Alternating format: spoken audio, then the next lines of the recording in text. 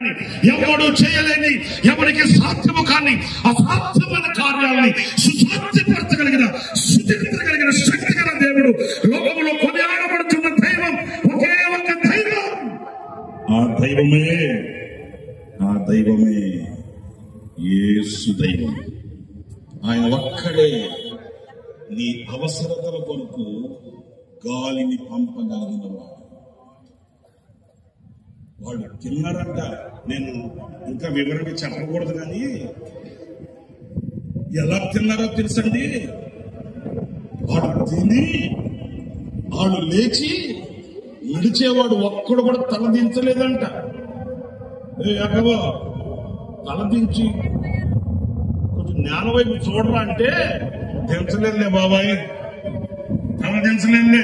ఎందుకని అంత తిన్నాడు, ఎక్కువ చెప్పలేదు నేను.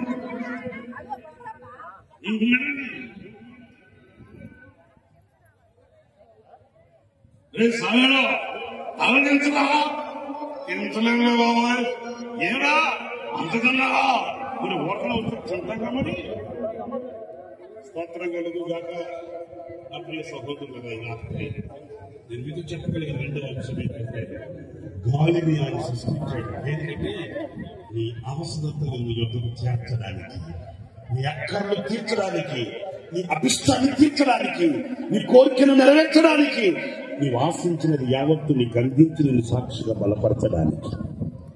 2 నిమిషాలు చెప్పాను. గాలిని ఎందుకు సృష్టించాడు, ఎందుకు ధనాగారంలో దాచి ఉంచాడు, ఎందుకు ఆ ధనాగారంలో ఉన్న గాలిని విసర్జించాడు అంటే, 1 శత్రువుని ఖతం చేయడానికి, 2 నీ అవసరతలు నీకు చేర్చడానికి, 3వ విషయం చెప్పాడు. అదేంటంటే చక్కటి మాట.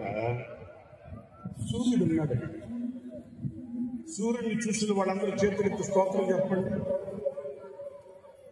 మీరు చేతులెత్తి స్తోత్రాలు చెప్పలేదంటే సూర్యుడిని చూడలేదని. సూర్యుడిని చూడలేదంటే మీకు కళ్ళు మరి అందుకే మాటలు